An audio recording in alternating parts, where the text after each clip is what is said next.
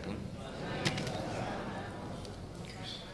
Alhamdulillahi wa kafa, wassalatu wassalamu ala rasulillahil mustafa wa ala alihi wa sahbihi wa man wafa, amma ba'd.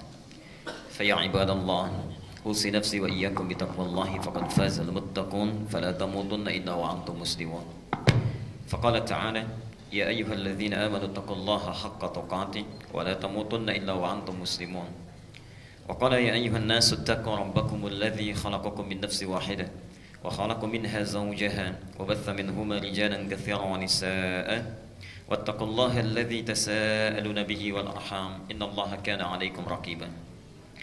Bapak dan Ibu sekalian, saudara-saudariku rahimani wa rahimakumullah, semoga Allah selalu mencurahkan rahmatnya dalam kehidupan kita semuanya. Mari kita bersyukur kepada Allah Subhanahu wa taala mengawali ta'lim duha kita di pagi ini, bahwa Allah masih memberikan banyak nikmat kepada kita sampai dengan duha ini, dan di antara nikmat yang terbesar adalah dipilihnya kita semua, dihadirkan, dirangkul, ditempatkan di rumah Allah langsung untuk bisa mengikuti ta'lim, mendekat kepada Allah melalui pendalaman sebagian dari tuntunan agamanya. Semoga dengan nikmat ini kita digolongkan kepada apa yang disebutkan oleh Nabi SAW dalam hadisnya, tercantum langsung di dua kitab sahih. Yang pertama di Sahih Al-Bukhari nomor hadis ke-71, dan yang kedua di Sahih Muslim nomor hadis 1035. Jadi saking pentingnya hadis ini sebagai motivasi kepada para penuntut ilmu, ini baru pemulaan saja, baru pengantarnya. Jadi kalau Anda sudah datang, ini yang didapatkan, ya. Kalau sudah belajar, ada kemuliaan yang lainnya. Mari kita bacakan hadisnya. Ini dari hadis riwayat Muawiyah bin Abi Sufyan radhiyallahu anhuma. An Muawiyah ibni Abi Sufyan radhiyallahu anhuma. Hadis ini disampaikan dari sahabat, yarhamkallah, Abu Muawiyah bin Abi Sufyan, yarhamkallah, semoga Allah memberikan ridha kepada keduanya. Qala, ya, Muawiyah kemudian menyampaikan, berkata, sami'tu an-nabiyya sallallahu alaihi wasallam yaqul, saya pernah mendengar satu kali Nabi sallallahu alaihi wasallam pernah bersabda. Perhatikan kalimatnya. Man yuridillahu bihi khaira yufaqihu fid din. Man yuridillahu bihi khaira, siapapun, kalau ada kata man di dalam bahasa Arab, itu artinya umumnya menunjuk kepada orang, makhluk tanpa batasan. Jadi mau orang tua ataupun yang remaja, mau yang besar ataupun yang kecil, mau yang sepuh ataupun yang masih muda, siapapun. Man yuridillahu bihi khaira, siapapun yang diinginkan oleh Allah berubah menjadi orang yang baik. Jadi misalnya kalau ada orang dalam pandangan Allah, pemuda yang belum baik, Allah inginkan dia jadi baik. Orang tua yang belum baik di akhir masa hidupnya, Allah inginkan dia berubah menjadi baik dalam pandangan Allah, ya. Anak-anak yang belum baik, Allah inginkan dia menjadi orang yang baik dalam pandangan Allah, bukan dalam pandangan manusia. May yuridillahu bihi khaira, siapapun yang diinginkan oleh Allah berubah menjadi orang baik, memiliki sifat-sifat kebaikan, perhatikan tandanya, yufaqihu fid din. Yufaqihu fid din, maka Allah akan pahamkan ia mengenai urusan agamanya, mengenai ketentuan agamanya. Kata para ulama hadis, yang dimaksud dengan yufaqihu fid din di dalam hadis ini, dia akan diberikan bimbingan oleh Allah, mau belajar tentang agamanya, sehingga mengerti dan paham tentang perintah dan larangan Allah, al-amru wan nahi. Dia tahu apa yang benar, apa yang salah. Dia mengerti apa yang harus dikerjakan, apa yang mesti ditinggalkan. Dia paham ini tuntunan yang harus kemudian diikuti, ini hal yang kemudian harus ditinggalkan dalam hidupnya. Nah, Bapak dan Ibu sekalian, ada dua hal penting kemudian yang mesti kita garis bawahi di hadis ini. Yang pertama, kata para ulama hadis, hadis ini sekaligus menegaskan kepada kita bahwa kebaikan-kebaikan dunia itu belum tentu menjamin kita dipandang baik dalam pandangan Allah Subhanahu wa taala. Saya beri contoh, misal, harta kita bertambah. Kemarin tidak punya motor, sekarang punya. Kemarin baru punya motor, sekarang punya mobil. Itu belum tentu jadi tanda kebaikan dalam pandangan Allah, walaupun orang-orang di sekitar kita memandang kita meningkat kadar kehidupannya. Kalau orang ini walaupun meningkat hartanya, dia tidak paham tentang agamanya. Dia tidak tahu bagaimana cara salat yang benar. Dia tidak paham tentang tuntunan zakat. Dia tidak mengerti tentang keutamaan umrah dan haji dan sebagainya. Maka menurut Allah ini belum menjadi orang yang baik dalam pandangannya. Demikian juga seorang yang meningkat kedudukannya. Anda para ayah misalnya promosi jabatan, meningkat kedudukannya, bertambah kemuliaannya dalam pandangan manusia, tapi dia tidak mengerti mana yang benar, mana yang salah, mana yang haram, mana yang halal, mana yang riba, mana yang dibenarkan. Subhanallah, orang seperti ini, kata Allah, ditegaskan dalam lisan Nabi, belum menjadi orang yang baik dalam pandangan Allah dan Rasulnya. Nah, makna kedua, ketika Allah menginginkan orang-orang ini menjadi baik, ternyata subhanallah akan dirangkul orang ini, diberikan taufik untuk mau belajar agama. Jadi maksud saya, saat sementara orang di hari ini, di hari Ahad, umumnya orang berlibur, umumnya bertamasya, berkumpul bersama keluarga, bapak dan ibu mendapatkan nikmat yang luar biasa, meluangkan segenap waktunya untuk mendekat kepada Allah dan mendapatkan taufik dari Allah untuk mau belajar pada saat ini. Itu tandanya Allah sudah menginginkan bapak dan ibu menjadi orang yang baik dalam pandangannya. Tidak cukup dengan amin. Kalau sudah hadir di sini, Allah berikan pada bapak dan ibu, orang lain belum diberikan, sudah dirangkul, ditempatkan, itu mesti dibuktikan. Karena nikmat itu, iman itu bersanding dengan amal. Buktinya apa? Ya. Karena itu ketika hadir di sini, sudah dianggap kita sebagai pengantar orang yang baik. Ayo kita buktikan melalui ta'lim ini, pahami apa yang disampaikan, ikuti apa yang dituturkan dan amalkan dalam kehidupan kita. Amalan itulah menjadi pembuktian kita sudah menjadi baik dalam pandangan Allah Subhanahu wa taala. Kalau sudah dihimpun, diantarkan, ditempatkan, dikukuhkan, diberikan kesempatannya, belum juga tersentuh untuk berubah menjadi orang yang lebih baik dalam pandangan Allah dan Rasulnya, dengan cara apa lagi Allah memaksa kita untuk menjadi orang yang baik. Karena itu bertakwalah kepada Allah. Mari kita fokus untuk belajar. Yang pertama, ikhlaskan diri kita dan jangan sertakan motif yang lainnya sebelum kita menghadap kepada Allah dengan pelajaran ini. Ingat, keikhlasan itu banyak manfaatnya. Satu, tentunya akan melahirkan pahala yang berlimpah kepada kita. Ya. Quran surah Al-Bayyinah ayat yang kelima, "Wa ma umiru illa liya'budullaha mukhlishina lahuddin." Dan tidaklah kalian diperintahkan untuk beribadah kepada Allah, dan ta'lim bagian dari ibadah, ya, kecuali melakukannya dengan berusaha dengan semaksimal keikhlasan yang dapat dimungkin kita lakukan. Ya.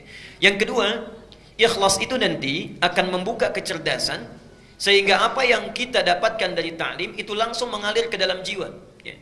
Karena ada orang yang datang misalnya ke majlis ilmu, dia cuma datang dengarkan, masuk telinga kanan, keluar telinga kiri, keluar lagi, itu antara masuk dengan sama hampir tidak ada perbedaan. Ya. Bahkan ada di antaranya yang masuk telinga kanan, itu nggak masuk, keluar lagi dari kanan. Ya. Ada yang seperti itu. Ya. Karena itu motif-motif yang datang sebelum hadir ke sini itu tanggalkan dulu. Ada motif ingin ketemu teman, ada motif hanya ingin tahu di mana Masjid Al-Ihsan, ada motif hanya ingin tahu siapa ustadznya dan sebagainya. Tanggalkan di luar, simpan saat masuk ke rumah Allah, hubungan kita hanya dengan Allah. Lakukan ikhlas karena Allah, maka Allah akan tanamkan ilmu itu ke dalam diri kita. Karena itu di dalam Quran, ilmu tidak pernah disebut dengan pencarian kita.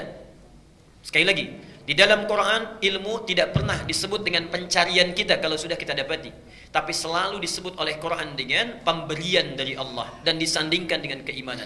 Perhatikan Al-Mujadalah di ayat yang ke-11-nya. Ya ayyuhalladzina amanu idza qila lakum tafassahu fil majalisi fafsahu yafsahillahu lakum wa idza qila anshuzu fansuzu yarfa'illahu alladzina amanu minkum walladzina utul ilma. Bahasa Qur'annya utul ilma. Utu itu yang diberi. Bukan kita yang mendapatkan, tapi yang diberikan. Dan Allah kenapa mengawali ayat ini dengan iman? Hanya akan memberikan ilmu yang bermanfaat itu kepada orang-orang yang beriman dan ditunjukkan dengan kualitas keikhlasannya. Mudah-mudahan Allah memberikan taufik kepada kita untuk mengawali kajian di pagi ini sehingga bisa disampaikan dengan mudah, ada manfaat dan bisa kita praktekkan dalam kehidupan kita. Bapak dan Ibu sekalian, materi terbaik yang bisa kita bahas setelah membahas Al-Quran adalah tuntunan hidup sesuai dengan sunnah Nabi SAW. Karena itu yang diperintahkan oleh Al-Quran. Baik. Quran surah ke-59 Al-Hashr ayat ke-7. Sudah? Quran surah ke-59 Al-Hashr ayat ke-7. Perhatikan dalilnya. Jadi kalau antum ditanya mengaji apa di pekan keempat, tuntunan sunnah Nabi, apa dalilnya? Ada enggak petunjuknya di Quran? Dalilnya di antaranya Quran surah ke-59 Al-Hashr ayat ke-7. Wa ma atakum rasulu fakhudhuhu wa ma nahakum anhu fantahu. Okay. Alhamdulillah. Dan apapun yang disampaikan oleh Rasulullah SAW itu sebagai petunjuk kehidupan, maka ambil dan terapkan. Ya. Fakhudhuhu, pegang kuat. Ya. Khudhu itu artinya bukan sekedar diambil, tapi pegang kuat. Dipegang kuat, praktekkan dalam kehidupan. Itu bukan sekedar petunjuk solat, bagaimana solatnya seperti Nabi, ya. Zakatnya seperti Nabi, haji umrahnya seperti Nabi. Tapi dari setiap bangun, mulai dari tidurnya sampai tidur kembali, bagaimana supaya kita bisa menjalaninya seperti Nabi SAW mencontohkannya. Ya. Bangun dari tidur, bagaimana Nabi mengajarkannya. Saat kita kemudian berangkat, masuk kamar mandi, ke toilet, bagaimana Nabi mencontohkannya. Saat makan, bagaimana Nabi mencontohkannya. Wa ma atakum rasulu fakhudhuhu. Apapun yang disampaikan oleh Rasulullah, maka ambil dengan kuat dan terapkan dalam kehidupan kita. Wa manahakum anhu fantahu. Sedangkan apa yang dilarang oleh Rasulullah SAW, maka tinggalkan dan jangan terfikirkan untuk dikerjakan. Orang-orang yang seperti ini, maka akan diangkat derajatnya oleh Allah, bukan orang biasa, tapi langsung disebut oleh Al-Quran orang-orang yang dicintai oleh Allah Subhanahu Wa Taala. Ya. Jadi bedanya orang yang cuma belajar pelajaran biasa dengan belajar sunnah Nabi. Jadi apapun yang dilakukan Nabi, saya ikuti. Bagaimana Nabi makan, saya ikuti. Nabi berjalan, saya ikuti. Ya. Subhanallah.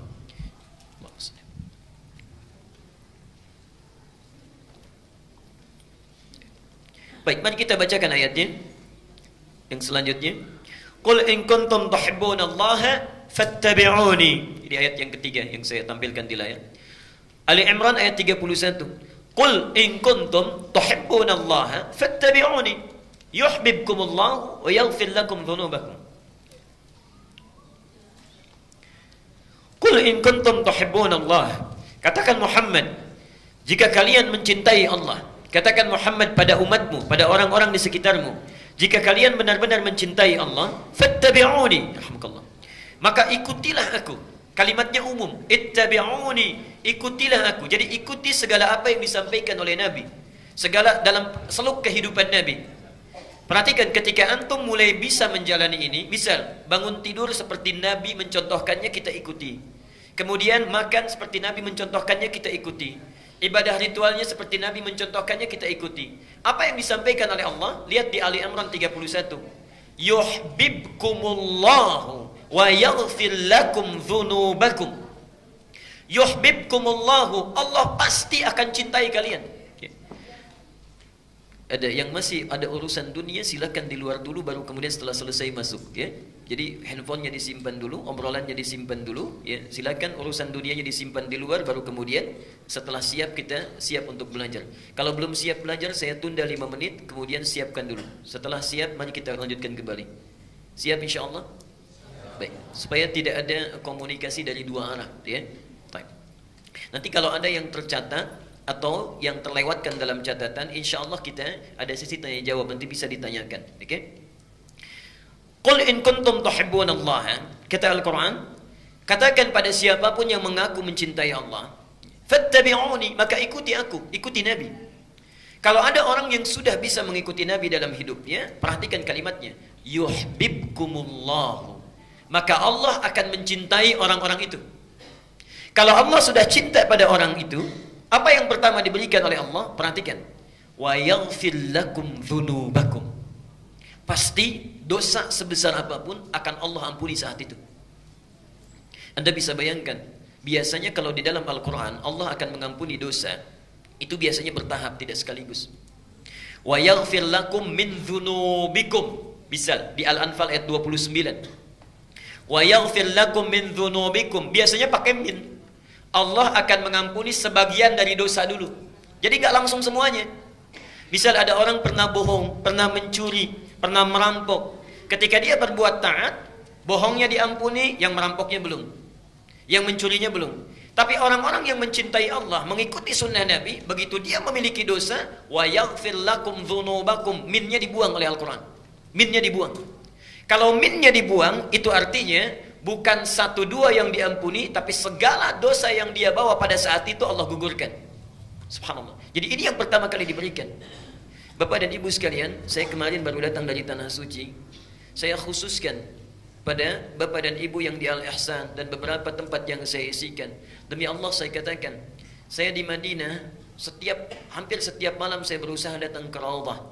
Kemudian Di karpet hijau itu saya memohon, mengangkat tangan, bermohon kepada Allah, meminta agar siapapun yang belajar dijadikan umat-umat Nabi yang bisa mengikuti sunnah Nabi SAW. Kalau saya sudah datang ke sana, berdiri di karpet hijau, meminta dalam keheningan malam, memohonkan kepada Allah supaya kita bisa menjadi pengikut sunnah Nabi. Kalau dengan sampai hadir di sana ibu bapak belum mau juga untuk memulainya, dengan cara apa lagi saya mesti bisa memberikan apa yang bisa saya sampaikan? Ya. Karena itu bertakwalah kepada Allah. Mari kita mulai untuk bisa memperbaiki keadaan kita seperti Nabi mengajarkannya. Semoga yang pertama Allah mencintai kita dalam hidup, menggugurkan dosa-dosa kita, dan memudahkan setiap kehidupan kita sebelum pulang menghadap Allah. Apa yang perlu kita teladani? Bukan satu, bukan dua, dijawab oleh ayat Al-Quran di Al-Ahzab ayat 21 yang selanjutnya. Perhatikan kalimatnya. Laqad kana lakum fi Rasulillahi. Tayyib. Saya sudah awalkan ini di awal pertemuan, sudah pernah disampaikan. Kata uswah bisa dibaca dengan dua cara, untuk mengingatkan saja. Satu, riwayat Hafs dari Asim membaca dengan uswah, harakatnya di atas. Riwayat Qalun dan Warash dari Nafi' itu membaca dengan iswah, harakatnya di bawah. Kalau atas, yang ada di atas menunjukkan tinggi atau rendah? Tinggi.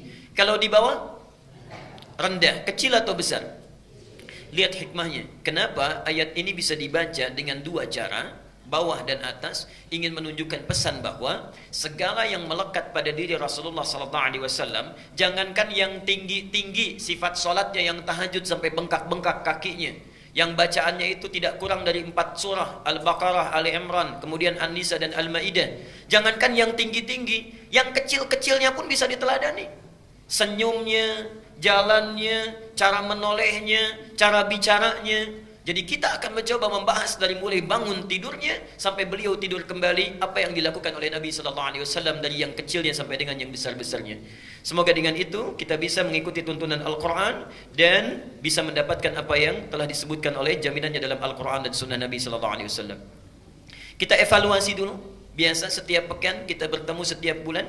Sebelum mulai materi yang baru, coba tanyakan pada diri kita masing-masing tanpa perlu menunjuk orang lain. Sampai hari ini, berapa persen yang sudah kita amalkan dari kajian kita? Yang pertama, masih ingat amalan saat bangun tidur? Ya. Kalau yang belum mengamalkan, kita ingatkan kembali. Satu, tidak langsung bangun tapi duduk dulu. Ini sunnah Nabi-nya. Kemudian yang kedua, mengusap mata bekas ngantuknya. Baru setelah itu membaca doa bangun tidur. Masih ingat doanya? Alhamdulillahilladzi ahyana ba'dama amatana. Paham artinya? Baik. Jadi bukan hanya diucapkan, tapi ketika mengucapkan ada komitmen dalam diri kita. Coba diputar lagi kajian yang di awal-awal. Ketika mengucapkan Alhamdulillah, itu artinya syukur kita diberikan kesempatan untuk memperbaiki yang kurang-kurang yang kemarin terlewatkan. Karena itu setelah sholat Astaghfirullah, bangun tidur Alhamdulillah. Karena kemarin mungkin ada dosa yang belum sempat diselesaikan. Salah pada kawan yang belum minta maaf, utang yang belum dilunasi. Allah kasih kesempatan lagi sekarang untuk hidup. Kalau sudah diberi kesempatan masih berbuat salah juga, dengan cara apa lagi mesti diberi kesempatan? Karena itu kita bersyukur saat mulai bangun. Alhamdulillahilladzi ahyana. Ya Allah, saya syukuri segala nikmat ini. Engkau hidupkan kembali saya setelah Engkau wafatkan sementara. Berjanji kita, ba'dama amatana wa ilaihin nusyur. Kalimatnya pakai nusyur. Nusyur itu artinya beraktivitas, bersiap-siap untuk kembali pulang. Kembali pulang, terhimpun kembali kepada Allah. Artinya kita berkomitmen ketika mengatakan doa itu seakan-akan mengatakan, ya Allah terima kasih diberi kesempatan lagi hidup. Saya akan perbaiki kualitas kehidupan saya hari ini berbeda dengan yang kemarin. Kalau yang kemarin sholat fardu saya para ayah baru sekali berjamaah di masjid, hari ini 5 kali saya tunaikan di masjid. Kalau kemarin belum sempat dengan sunnahnya, sekarang saya kerjakan sunnahnya. Kemarin belum tahajud, sekarang saya akan tahajud. Itu janji kita. Wa ilaihin nusyur. Mudah-mudahan kalau hari ini diwafatkan, kembali kepada Allah dalam keadaan yang lebih baik dibandingkan dengan hari kemarin. Jadi ketika antum membaca doa itu sudah ada komitmen. Artinya kalau orang bangun tidur baca doa ini, tapi ternyata lisannya menyakiti orang lain, bohongnya muncul kembali, pekerjaan yang buruknya hadir lagi, itu artinya belum komitmen dengan apa yang dia ucapkan. Yang seperti ini masuk pada golongan orang-orang yang belum mensyukuri nikmat kehidupan yang Allah berikan. Bertakwalah kepada Allah dengan apa yang telah kita ucapkan. Kemudian yang terakhir, kalau saya sudah siap dengan komitmen itu, apa yang harus dilakukan? Diberikan tuntunan di 10 ayat terakhir di surah Ali Imran. 10 ayat terakhir di surah Ali Imran. Sudah hafal insyaallah? Alhamdulillah. Baik ya. Insyaallah ada yang siap, ada yang senyum, ada yang tertawa. Nah, ini artinya indikasi yang beraneka ragam insyaallah. Baik. Dalilnya tentunya yang lebih lengkap ada di Abu Dawud nomor hadis 1367, ini dari Ibnu Abbas.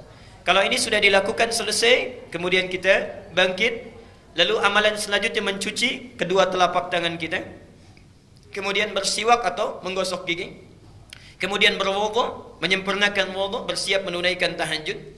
Ingat, yang ikut kajian sunnah Nabi ini artinya orang-orang yang sudah berkomitmen memperbaiki keadaan diri. Artinya dengan kata lain, sudah siap mengikuti segala yang Nabi tunjukkan sesuai dengan kadar kemampuannya. Kalau dalam materi ini ada materi tahajud, artinya sudah punya rencana, besok saya mesti tahajud. Begini sifat Nabi tahajudnya. Ya. Kemudian bangun, cuci kedua telapak tangannya, kemudian menggosok gigi, berwudu dengan sempurna. Bagi yang melakukan hubungan suami istri bermandi janabah dulu, kemudian sebelum menghadap Allah dalam tahajudnya. Hadisnya telah saya terangkan. Baik, kemudian apa keutamaan salat tahajud? Ini juga sudah dibahas ya. Jadi kalau bisa bangunnya itu bukan bangunnya saat fajar. Yang bangun saat dipanggil salat fajar itu yang belum ikut kajian sunnah Nabi. Ya. Yang belum ikut kajian sunnah Nabi itu dibangun saat dipanggil saat fajar. Misal azannya subuh 4.25. Yang belum ikut kajian sunnah Nabawi 4.25 dipanggil, saat itu dia bangun. Yang ikut kajian sunnah Nabi sebelum dipanggil sudah bangun. Ya. Karena ada ketentuan tahajud, ada praktek yang harus kita lakukan. Subhanallah. Nah, yang belum ikut taklim sama sekali dipanggil 4.25, datang jam 5:24. Nah, itu barangkali mesti diperbaiki ya. Nah, keutamaannya sudah. Apa motivasinya supaya mau bangun tahajud? Ini sudah kita uraikan. Ada keutamaan-keutamaan besar yang bisa kita dapatkan. Allah menjamin misalnya memudahkan pekerjaannya, kemudian membimbing apa yang dikerjakan, membebaskan dari segala kesulitan, dan membantu dia saat dia berada dalam kesulitan tanpa perantara, dan yang lain-lain sebagainya. Sifat tahajud Nabi ini sudah pernah kita bahas. Jadi antum kalau mau tahajud, bagaimana cara Nabi tahajud? Ini sudah saya uraikan ya. Bagus dan panjang bacaannya, silahkan pilih sesuai dengan kemampuan. Kadang Nabi menunaikan 11, kadang Nabi menunaikan 13, tapi semua dilakukan dengan penuh kekhusyuan. Kadang dilakukan pertengahan malam, kadang di akhir-akhir malam. Kalau awal malam rumusnya antum bangun, salat kemudian istirahat dulu dan bangun lagi bersiap-siap untuk fajar. Kalau rumusnya di sepertiga malam, maka tidak ada jeda untuk tiduran lagi ya. Itu barangkali untuk mengingatkan.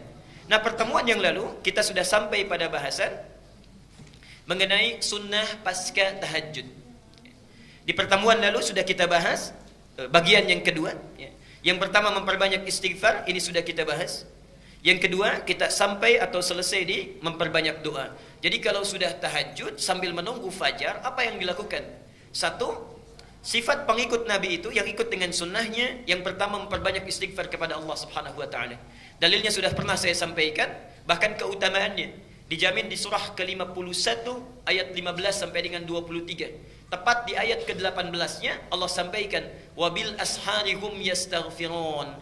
Ada orang-orang yang sesaat menjelang fajar setelah tahajudnya dia perbanyak istighfar kepada Allah Subhanahu wa taala.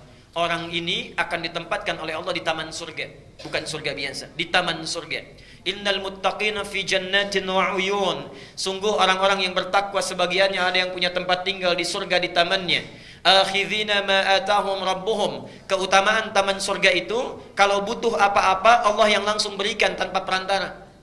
Jadi kalau surga yang lainnya, misal ingin minum, itu datang pelayan surga. Namanya wildanun muhalladun bi akwabi wa abarika wa ka'sim min ma'in. Anda ingin minum dibawakan yang gelasnya saja terbuat dari kilauan mutiara dan emas yang belum pernah kita lihat, belum pernah kita dengar, dan belum pernah terlintas dalam pikiran kita. Itu surga biasa. Taman surga tidak. Anda butuh apapun, Allah yang langsung memberikan tanpa perantara. Kun fayakun. Akhidhina ma atahum rabbuhum innahum kanu qabla dzalika muhsinin. Mereka itu orang-orang baik saat di dunia. Apa amalannya? Kanu qalilan minal laili ma yahja'un. Satu, sedikit tidurnya, banyak tahajudnya. Selanjutnya yang kedua, ini rumusnya. Setelah tahajud, wabil asharihum yastaghfirun. Mereka perbanyak istighfar kepada Allah Subhanahu wa taala. Kemudian kita selesai kemarin di pembahasan doa. Nah, disinilah kita berhenti kemarin dan akan kita teruskan. Bapak dan Ibu sekalian, saya sudah sampai pada pembahasan doa-doa sunnah yang bisa dibaca setelah tahajud. Kita berhenti di sini kemarin. Okay. Dan pembahasan kali ini kita akan teruskan. Kalau Nabi memberikan petunjuk supaya berdoa di akhir-akhir malam menjelang fajar, kita bertanya, bagaimana cara berdoanya? Apa yang mesti diminta? Dan apakah doa saya dikabulkan segera atau tidak? Karena kadang-kadang ada yang berdoa dengan khusyuk bahkan menangis, tapi subhanallah barangkali dalam pandangan Allah Subhanahu wa taala doanya tidak layak untuk dikabulkan. Doanya tidak layak untuk dikabulkan. Karena itu kita akan teruskan materi berdoa setelah tahajud ini dengan berlanjut pada topik prinsip atau adab-adab dalam berdoa. Ya, adab dalam berdoa. Silakan dicatat dulu dalilnya kalau yang ingin mencatat. Kalau yang ingin soft copy-nya nanti di akhir ta'lim bisa diambil. Ini dalilnya. Ya. Bapak dan Ibu sekalian, kita mulai dulu inti uraiannya. Kita mulai dengan pengantar dulu prinsip doa. Al-Baqarah 186, Al-Mu'min atau Ghafir surah ke-40 ayat 60. Gak apa-apa, nanti saya putar kembali Bu ya, supaya lebih kejelasan. Saya akan tuliskan. Sebentar. Maaf, kelihatan insyaallah. Apa yang dilihat? Saya belum nulis apa-apa. Ada? Bismillah. Pak, kalau saya menulis bisa jelas insyaallah. Baik ya. Buka Quran surah kedua Al-Baqarah ayat 186 dan Quran surah 40 Al-Mu'min ayat 60. Perhatikan prinsip doa yang pertama. Jadi ini indahnya teori Al-Quran. Sebelum diminta berdoa, dijelaskan dulu ya. Prinsip doa seperti ini, keutamaannya seperti ini. Lalu diterangkan silahkan kalau ingin berdoa begini adabnya. Lalu ditunjukkan contoh orang-orang yang pernah berdoa begini. Doanya seperti ini dan cara pengabulannya seperti ini. Kurang lengkap apa lagi ya. Prinsip yang pertama, perhatikan.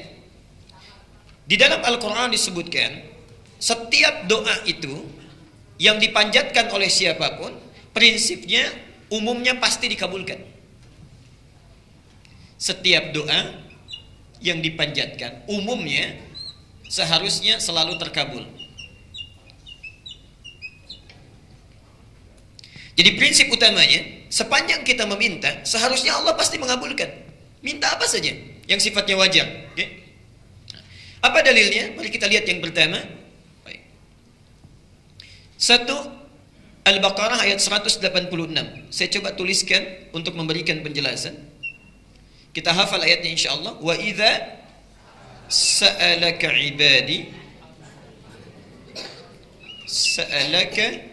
ibadi anni fa inni qarib. Alhamdulillah. Bagian pertama. Bagian kedua poinnya, kemudian ujibu da'watad da'i. Da'watad da'i. Idza da'ani, ini poinnya.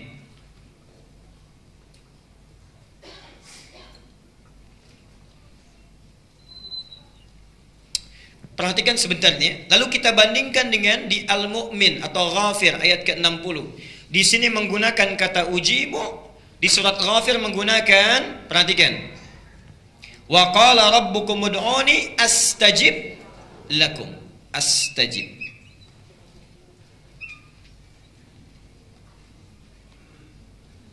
Lakum.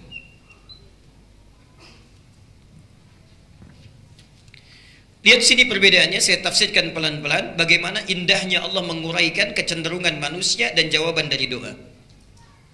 Wa idza sa'alaka ibadi. Kalau kita sekedar melihat mushaf terjemahan, maka seringkali diartikan dan bila hamba-hambaku bertanya kepadamu Muhammad, demikian ya terjemahannya. Nah, sekarang perhatikan ya.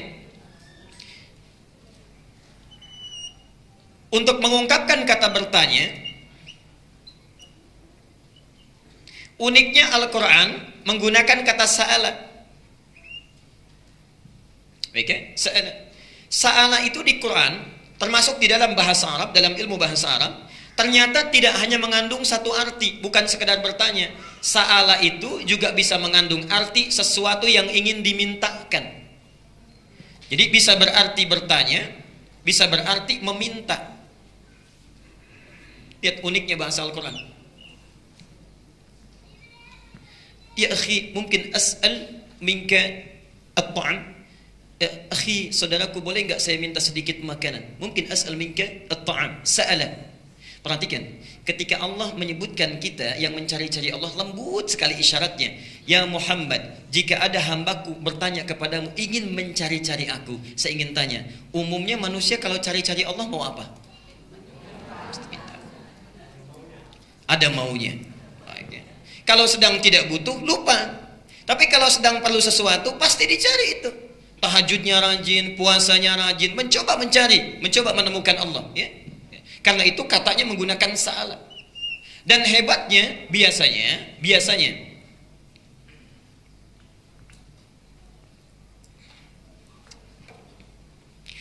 di dalam Al-Quran, kata permintaan ini sekaligus pertanyaan, itu tidak pernah pakai idza. Tidak pernah pakai idza, ya. Subhanallah. Biasanya langsung menggunakan fi'il mudhari. Contoh Al-Baqarah 219. Yas'alunaka 'anil khamri wal maisir. Pakai iya, yas'alunaka. Al-Baqarah 215. Wa yas'alunaka madza yunfiqun, ya, menggunakan ya. Uniknya di sini menggunakan fi'il madhi. Bentuknya past tense, lampau. Didahului oleh idza. Kalau idza bertemu dengan fi'il madhi, kata yang menunjuk lampau, ini artinya peristiwa ini pernah terjadi di masa lampau dan akan terjadi di masa yang akan datang. Ini menunjukkan pesan kepada kita, orang yang mencari-cari Allah untuk minta itu, kebutuhan berdoa itu bukan hanya dibutuhkan oleh orang-orang sekarang, dulu pun orang melakukannya, dan sampai kapanpun orang pasti butuh dengan Allah. Jadi tidak akan mungkin ada orang yang tidak punya kebutuhan dengan Allah. Di dalam hidup ini, dua kalimat ini memberikan kesan kepada kita, tidak ada orang yang tidak pernah berdoa kepada Allah. Orang kuat pun pasti minta pada Allah. Orang kaya pun pasti masih minta pada Allah. Jadi dua kata ini ingin memberikan kesan, setiap orang yang hidup, satu hal dalam kesempatannya pasti dia akan berdoa kepada Allah Subhanahu wa ta'ala. Karena itu Allah sangat marah bila ada seseorang yang tidak mau berdoa kepadanya. Innal ladzina yastakbiruna an ibadati, sungguh orang yang sombong yang tidak mau berdoa kepada saya itu akan saya sediakan neraka spesial untuk tempat dia pulang, Jahannam. Oke. Saya teruskan sebentar. Biar saya saja yang pegang, jangan ada yang maju ke depan ya.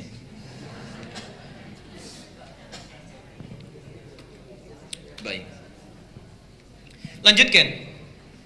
Ibadi. Ibad itu jamak dari kata abdun. Apa itu abdun? Kalau disebutkan hamba, yang terbayang, maaf, tinggi atau rendah? Rendah. Hebat atau biasa? Dalam pandangan makhluk, dalam pandangan Allah, ternyata abdun ini gelar tertinggi bagi hamba yang dicintai oleh Allah Subhanahu wa ta'ala. Jadi saat Allah mencintai seseorang, ingin mengangkat derajatnya, itu gelar tertingginya bukan rasul, bukan nabi, tapi abdun. Manusia biasa ada disebut dengan insan. Kalau dipilih untuk dirinya disebut dengan nabi. Kalau diberi misi menyampaikan pada umatnya disebut dengan rasul. Tapi kalau sudah ingin diangkat derajatnya oleh Allah setinggi-tingginya, dirubah kalimatnya menjadi abdun. Karena itulah Rasulullah ketika diangkat untuk Mi'raj tidak dipanggil dengan nabi, tidak dipanggil dengan rasul, tapi dipanggil dengan kalimat tertinggi abdun. Quran surah 17 ayat yang pertama. Subhanalladzi asra bi abdihi, bukan bi rasulihi, bukan bi nabiyhi, tapi yang dipilih bi abdihi. Karena Allah selalu akan mengangkat orang yang merendahkan diri di hadapan Allah, orang yang bersujud di hadapan Allah, dan dia merendahkan dirinya di hadapan Allah saat orang lain memuji-mujinya. Itulah abdun. Nah, jamaknya itu ibad. Subhanallah. Orang yang sekalipun dia dalam hidupnya, mohon maaf ya, ada kemapanan dalam hal yang dia rasakan, tapi masih mau mendekat kepada Allah, orang ini langsung disebut oleh Allah sebagai ibad. Artinya, ciri-ciri orang yang dicintai oleh Allah diantaranya adalah orang yang banyak memohon kepada Allah Subhanahu wa Ta'ala. Jadi saat antum bangun dari tahajud, selesai menunaikannya, kemudian berusaha berdoa kepada Allah, meminta kepada Allah, maka kita masuk pada kategori ibadi. Masih ingat di hadis yang kemarin? Orang yang bangun di sepertiga malam, ada hadis qudsinya. Kemudian dia memohon kepada Allah. Apa jawaban Allah? Allah kemudian membentangkan rahmat ke langit dunia. Kemudian mengatakan kepada hambanya, ya ibadi. Panggilannya bukan panggilan amanu lagi, bukan mukminun lagi. Ya ibadi, wahai hambaku, apa yang kamu minta? Ingin rahmat sekarang aku berikan, berdoa aku kabulkan, ingin ampunan sekarang aku ampuni. Ya ibadi. Ini yang pertama. Jadi seseorang yang biasa berdoa itu adalah ciri diantara orang yang sangat dicintai oleh Allah. Jadi kalau antum dalam hidup itu bisa diukur, coba lihat sehari berapa kali berdoa. Sehari berapa kali berdoa, kan? Bagaimana kualitas berdoa kita? Kalau kita berdoa dengan khusyuk dalam keadaan yang baik, maka termasuk dalam golongan orang yang dicintai oleh Allah Subhanahu wa Ta'ala, insyaallah. Saya lanjutkan. Perhatikan sini. Wa idza sa'alaka 'ibadi 'anni, Muhammad, apabila ada hamba-hambaku mencari aku untuk meminta sesuatu, fa inni qarib, maka ini subhanallah, ini yang hebat, ini yang hebat. Biasanya di Quran kalau sudah ada sa'ala itu selalu dengan kul pasangannya. Sudah ada sa'ala selalu kul. Perhatikan, misal saya beri dua contoh yang tadi ayatnya. Al-Baqarah 215. Yas'alunaka madza yunfiqun. Qul ma anfaqtum min khairin. Setelah yas'alunaka ada qul, katakan. Al-Baqarah 215. 4 ayat setelahnya Al-Baqarah 219. Yas'alunaka 'anil khamri wal maisir. Apa setelahnya? Qul fihima ismun kabir wa manafi'u linnas. Yas'alunaka 'an dzil qarnain. Qul, selalu qul, setelahnya qul. Jadi kalau orang tanya tentang hukum, ada perintah ayat, katakan Muhammad. Tanya lagi tentang hukum, katakan Muhammad. Tanya tentang kisah tarikh, katakan Muhammad. Jadi ada batas, ada jeda antara yang ditanyakan dengan jawaban kul. Tapi orang yang mencari Allah, kulnya langsung dihilangkan. Orang-orang yang ingin mendekat kepada Allah, minta apapun, saat dia bersungguh-sungguh mencari mendekat kepada Allah, maka kata kulnya dihilangkan, diganti dengan kata fa, dengan huruf fa. Kalau mau konsisten, kalimat normalnya fakul inni qarib, tapi kulnya dibuang, diganti dengan fa. Saat kul ini dibuang, seakan-akan ingin memberikan isyarat kalau ada orang yang ingin mendekat kepada Allah, tanpa jarak Allah mendekat kepadanya. Tanpa jarak, langsung dirangkul oleh Allah. Dan hebatnya tidak cukup menghilangkan kata kulnya, diganti dengan fa. Fa itu dalam ilmu bahasa Arab harfu atfin bila hududin, huruf ataf yang menyertai sesuatu, merespon sesuatu tanpa ada batas sedikit pun. Kalau ayat Quran yang mengatakan wa inni qarib, wa artinya kita mencari Allah tapi ada jeda Allah datangnya. Kalau pakai thumma, wa idza sa'alaka 'ibadi anni thumma inni qarib, artinya mintanya sekarang baru dilihat oleh Allah besok. Tapi ketika menggunakan kata fa, artinya minta saat ini, saat itu langsung Allah mendekat kepadanya, tidak ada jeda sama sekali. Pernah dengar hadis qudsi, saat seorang hambaku mendekat kepadaku dengan merangkak, maka aku mendekat kepadanya dengan berjalan. Dia berjalan, aku berlari. Apa artinya? Fa inni qarib. Subhanallah. Dan ibad ini hebatnya, kalimat ibad. Ini bukan hanya bagi orang-orang yang bertakwa. Bukan hanya orang-orang yang bertakwa. Tapi orang yang punya banyak dosa pun, yang dosanya tak terlukiskan. Disebut dalam bahasa Arab dengan israf. Israf itu yang berlebihan. Jadi kalau ada orang makan lontong 1 piring, yang ini 5 piring sendirian, bisa. Itu israf. Kalau ada seorang ibu belanja sesuai kebutuhan, ini setiap yang dilihat ingin beli. Gak ada uang pun kalau bisa, kredit dulu gitu ya. Ini israf namanya, ini israf. Ada orang israf dalam berbuat dosa. Ini bohong, yang ini mencuri, yang ini merampok, yang ini mabuk. Ini cuman A, B, C, tapi yang si D semua diborong. Mabuk iya, bohong iya, berzina iya, merampok juga iya, subhanallah. Satu kali ingin taubat, turun ayat di Az-Zumar, Quran surah 39 ayat 53. Perhatikan kalimatnya. Qul ya ibadiyalladzina asrafu ala anfusihim. Pakai ibad, masih dipanggil hamba, ibad. Katakan Muhammad pada hamba-hambaku yang telah israf dalam berbuat dosa, la taqnatu min rahmatillah. Kalau masih ingin tobat sini, saya pasti akan rangkul. Jadi antum kurang apa lagi?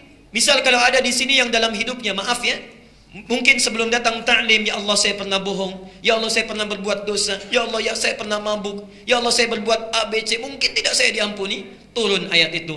Hei, kamu jangan khawatir, jangan ragu, sepanjang mau datang sini saya ampuni. Karena itu digunakan kalimat ibadah. Nah, Bapak Ibu sekalian, seakan-akan ayat ini ingin menyampaikan ini hukum berlaku universal tanpa batasan. Orang yang bangun di keheningan malam memohon kepada Allah, tak peduli apakah dia seorang pemabuk, pembunuh, perampok yang ingin bertobat, Allah ampuni saat itu. Orang punya hajat, Allah berikan saat itu. Tapi yang paling hebat adalah, perhatikan jawabannya, ujib da'watad da'i idza da'an. Kata ujib ini kata tidak biasa. Dalam ilmu bahasa Arab disebut dengan fi'il mudhari'. Mudhari' itu artinya punya 3 makna. Kalau dalam bahasa Inggris, satu bisa berarti past tense, bisa continuous, ya, dan future. Dulu, sekarang sedang berlangsung, atau nanti kapanpun dilakukan, kapanpun dimintakan. Subhanallah, ketika kita meminta, dijawab oleh Allah, ujib. Seakan-akan ingin memberikan harapan.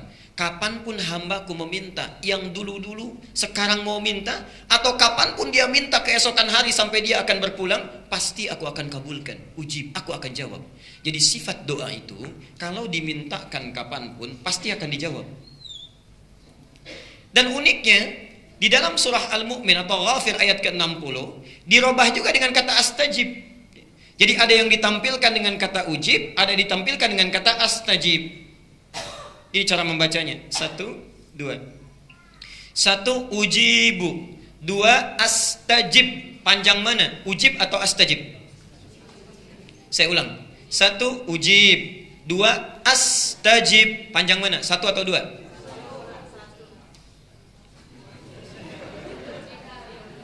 1 ujib, 2 astajib. Panjang mana? Ya?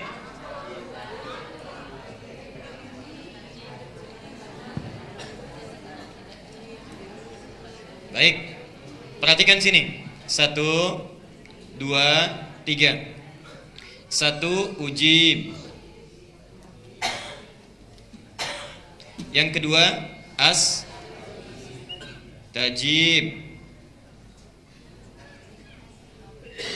Yang ketiga astajib. Saya belum tanya, jadi gak usah dijawab dulu ya. Takutnya salah. 1 ujib, 2 astajib. Panjang mana? 1 atau 2? Nah, sekarang sudah sepakat ya. Ini kita simpan dulu yang ketiga. Panjang yang kedua. Perhatikan. Cara Allah menjawab doa seorang hamba, ujib, singkat. Ada orang yang saat meminta langsung dikabulkan. Saat minta langsung dikabulkan. Karena syaratnya terpenuhi. Yang kedua doanya wajar, saat itu dia butuhkan. Tapi ada orang yang saat meminta, saat ini saat berlangsung doa belum dikabulkan. Karena menurut Allah barangkali belum siap dia untuk menerima apa yang dimintakan. Mungkin nanti seminggu kemudian setelah siap baru diberikan. Ibu bapak punya anak SD baru kelas 6, minta motor, dikasih tidak? Belum tentu dikasih. Setelah dia SMA kelas 1 dikasih. Baik, saat dia kelas 6 SD kita memang punya, uangnya ada, motornya bisa dibeli, tapi belum siap dia untuk menggunakannya. Kita tunda itu sampai dia siap menggunakannya. Kadang-kadang apa yang kita mintakan itu dipandang oleh Allah, kalau saya berikan sekarang ini orang belum siap. Belum siap. Diberikan nanti saat dia siap untuk bisa mengembannya. Kadang-kadang kesiapannya ada di dunia, kadang-kadang kesiapannya diberikan saat di akhirat nanti. Turunlah hadis menyampaikan, tidaklah seorang hamba berdoa kepada Allah kecuali, perhatikan apa yang saya uraikan di atas. Ada yang langsung dikabulkan saat itu juga. Ada yang ditunda sampai dia siap, Ada yang kemudian ditangguhkan di akhirat, diberikan yang lebih hebat dibandingkan apa yang dia mohonkan. Nah, karena itu Bapak Ibu sekalian, perhatikan. Yang ini untuk menjawab yang langsung dibutuhkan.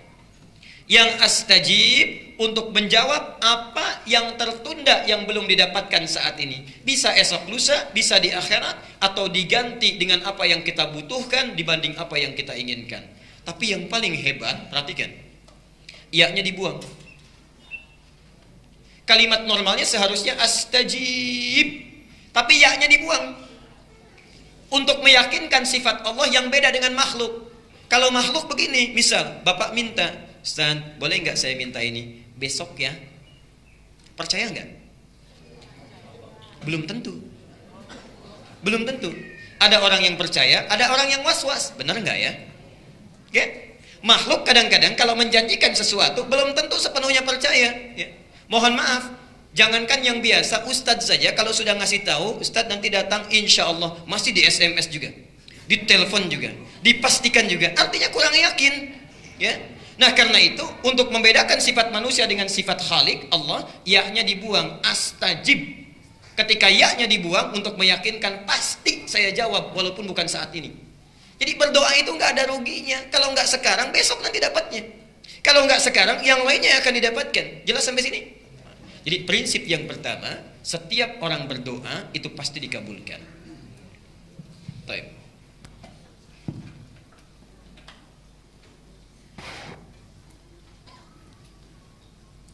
Ini dalilnya. Jadi bisa kita temukan di berbagai tempat. Al-Baqarah 186 di Qur'annya. Surat Ghafir ayat 60. Hadis At-Tirmidzi nomor hadis 3556. Ini hebat sekali. Bahkan di hadisnya disebutkan Allah itu sangat maha pemalu. Ada orang yang mengangkat tangannya kemudian bermohon, tidak mungkin dia dibiarkan pulang dengan tangan kosong. Artinya setiap berdoa pasti diberikan. Ya. Ada lagi hadis yang mengatakan di Muslim nomor hadis 4916. Ya. Allah pasti akan mengabulkan setiap doa sepanjang yang berdoa itu tidak terburu-buru. Ditanya, siapa yang terburu-buru itu wahai Rasulullah? Dialah orang yang saat meminta, saat belum dikabulkan, dia sudah menyimpulkan doa saya mungkin tidak dikabulkan oleh Allah. Oke. Nah, jadi semua hadis ini, semua ayat ini memberikan gambaran prinsip doa kalau diminta pasti dikabulkan, dijawab. Pertanyaannya, kenapa Ustadz saya selalu berdoa tapi rasa-rasanya nggak terkabul? Kenapa saya selalu meminta tapi kok ditundanya begitu lama? Mintanya sudah bertahun-tahun tertentu, memohonnya sudah lama, tapi sampai sekarang belum terkabulkan juga. Barangkali, mohon maaf, kita akan termasuk dalam golongan yang mungkin bukan sekedar ditunda dengan panjang, tapi boleh jadi termasuk yang ditolak doanya. Karena prinsip doa itu seharusnya terkabul, tapi ada orang-orang tertentu yang tatkala meminta, Allah tidak akan mengabulkannya sepanjang hidupnya. Kalau dalam masih keadaan seperti itu. Siapa mereka? Bagaimana supaya kita menghindarinya? Dan hebatnya, mohon maaf, sekhusyuk-khusyuknya antum berdoa, meminta bahkan setelah tahajud, kalau memiliki sifat ini, bahasa hadisnya sampai kapanpun gak akan pernah dijawab. Jadi nanti kita akan evaluasi kalau ada di antara kita saat ini yang sering kali berdoa meminta padahal sudah menangis, bangun sholat tiap malam, boleh jadi belum terkabul atau tidak terkabul karena punya sifat-sifat yang mungkin kita akan tampilkan. Baik. Ini bagian yang pertama. Sudah? Catat dulu dalilnya karena saya tidak cantumkan di sini. Ya, saya tidak cantumkan. Satu. Dicatat dulu dalilnya supaya tidak lupa. Mau yang panjang, yang pendek? Yang pendek. Yang ada terjemahan yang Arabnya aja. Terjemahan baik. Al-Arba'in An-Nawawiyah. Al-Arba'in ya, cuma 42 hadis dan pendek banyak terjemahannya. Al-Arba'in An-Nawawiyah nomor ke-10. Hadisnya nomor 10. Itu diambil dari hadis Muslim nomor hadis 1051. Jadi Imam An-Nawawi mengambil hadis di hadis Muslim nomor hadis 1051, ditempatkan di kitabnya Al-Arba'in posisi nomor 10. Sudah? Baik. Yang kedua, masih tadi Al-Baqarah 186. Quran surah 2 Al-Baqarah 186. Kemudian Al-Isra surah 17. Al-Isra surah 17 ayat 110. Ayat 110. Kemudian Adz-Dzariyat ini contohnya Surah 51 ayat 55 sampai dengan 60 terakhirnya. 55 sampai dengan 60. Sudah? Baik. Nah, sekarang mari kita lihat dan kita evaluasi dan kemudian kita berhenti di titik ini. Bapak dan Ibu sekalian, di antara sunnah Nabi setelah kita tahajud, kemudian kita duduk khusyuk beristighfar, lalu memohonkan hajat kita kepada Allah Subhanahu wa taala yang ingin kita mohonkan. Nah, penting diketahui, sebelum kita memohon kepada Allah, ada sunnah Nabi yang lain terkait dengan adab-adab berdoa. Bagaimana supaya berdoa itu mudah sampai kepada Allah, cepat diterimanya dan langsung dikabulkannya. Baik. Bagian yang pertama, ini sunnah Nabinya. Hendaklah setiap orang yang berdoa mempersiapkan perangkat dirinya dengan halal dan baik. Saya ulang. Hendaknya setiap orang yang akan berdoa mempersiapkan perangkat dirinya. Perangkat diri itu berarti pakaiannya, ya. Kemudian apa yang dia kenakan, apa yang dia makan, ya, apa yang ada di sekitarnya. Jadi sebelum berdoa pastikan dulu itu halal, pastikan baik, ya. Jadi jangan sampai misalnya antum berdoa sudah menangis terseduh-seduh, disebut nama Allah Asmaul Husna, dipanjatkan di pertengahan malam, tapi pakaiannya haram, makanannya haram, yang dikenakannya haram, sajadahnya haram. Bagaimana bisa dijawab itu? Apa dalilnya? Hadis riwayat Muslim nomor hadis 1051 di Al-Arba'in nomor ke-10.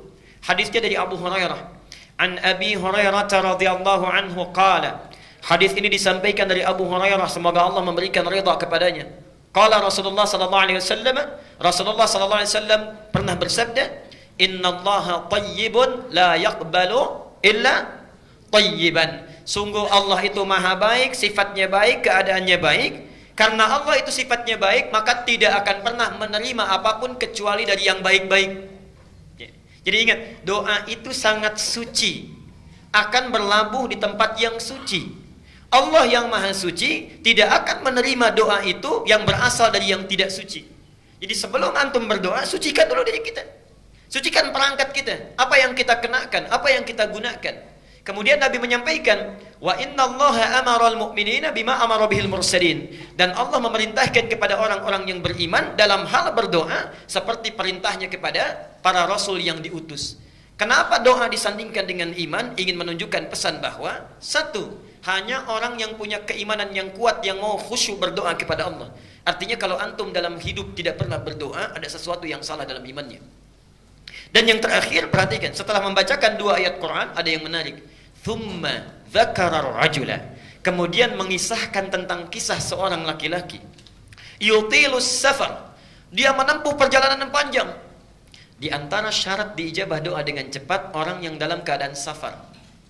Karena itu saya sangat mohon sebesar-besarnya, kalau ada orang yang sedang safar, awas beda ya antara safar dengan zahab, itu lain. Kalau zahab itu perjalanan kurang lebih di bawah 82 km, itu zahab. Jadi kalau Bapak Ibu menempuh perjalanan di bawah 82 km, 0 sampai 82, itu zahab namanya. Zahaba yadhhabu. Ana al-yawm adhhab ila Jami' al-Azhar. Saya hari ini akan pergi ke Masjid Al-Azhar. Dekat ya? Enggak sampai 80 kilo. Itu zahab. Tapi kalau lewat dari situ, apalagi panjang sekali, sudah zona waktunya berubah, itu disebut dengan safar. Safar. Orangnya disebut dengan musafir. Nah, kalau orang sudah musafir, sudah safar, berlaku beberapa ketentuan hukum. Satu, boleh dia menjama', bahkan boleh dia qasar. Lihat An-Nisa misalnya di ayat 101, disebutkan di sana, wa idza darabtum fil ardi falaysa 'alaikum junahun an taqsuru minas shalah. Kalau Anda bepergian di muka bumi dengan jarak yang cukup jauh, tidak ada dosa kalau ingin mengqasar salat. Yang kedua, ini yang paling hebat, dan ini yang harus betul-betul kita renungkan dan praktekkan. Dalam keadaan safar itu, Allah akan cepat mendengar dan mengabulkan doa yang dipanjatkan. Jadi kalau Bapak Ibu sedang safar, daripada banyak membicarakan hal yang tidak perlu, lihat sana sini dikomentari, kadang-kadang menggosipkan orang lain, tinggalkan yang tidak penting. Kenapa tidak diisi dengan zikir dan doa? Barangkali cara Allah saking sayangnya kepada kita, orang lain doanya belum dikabulkan, ibu bapak dibuat safar, supaya saat safar itu Allah mengabulkan doa yang belum terkabul itu. Jadi kalau ada yang ingin sedang umrah, berangkat umrah, atau perjalanan dari sini ke Jawa, ke Sumatera dan sebagainya, saat di pesawat, di kereta, di bis, ayo perbanyak doa. Barangkali itulah cara Allah untuk mengabulkan doa kita. Ya, subhanallah. Itu bagian yang pertama. Nah, orang ini sudah memenuhi syarat yang pertama, doanya mesti terkabul. Yutilus safar. Tidak cukup dengan itu. Asy'atha aghdara. Dan subhanallah, saking capeknya, sampai pakaiannya sudah kumal, wajahnya sudah berantakan penuh dengan debu. Jadi orang ini datang jauh-jauh untuk berdoa mendekat kepada Allah. Satu perjalanan yang dikabulkan, safarnya, doanya cepat dikabulkan oleh Allah adalah perjalanan yang diniatkan karena Allah Subhanahu wa taala. Tapi ada satu perjalanan hebat yang bukan safar, ya, walaupun dekat, tapi kalau kita berdoa saat itu dikabulkan doanya oleh Allah Subhanahu wa taala. Itulah perjalanan orang yang menuntut ilmu. Jadi saat Bapak Ibu berangkat dari rumahnya sampai ke majelis ilmu, sampai kembali lagi, itu subhanallah, malaikat sedang menanti kita mau minta apa itu sama Allah. Saat kita meminta, malaikat mengaminkannya. Hadisnya sahih di 3 hadis utama. Hadis Muslim nomor hadis 1389, At-Tirmidzi nomor hadis 2682, Ibnu Majah nomor hadis 219. Hadisnya dari Abu Darda. Ini ada orang yang jalan kaki dari Madinah datang ke Syam, ke Syria, Damaskus, ya. Sekarang Syria, Palestina, Jordania, Syria disebut dengan Syam, ya, dulu. Datang ke sana karena mendengar informasi ada sahabat Nabi Abu Darda, Umar nama aslinya, ya. Darda itu laki-laki perempuan. Tuh, kita sudah keliru. Laki-laki perempuan. Laki-laki tuh sudah keliru kan? Saya ulang sekali lagi. Laki-laki perempuan. Perempuan. Tahu dari mana?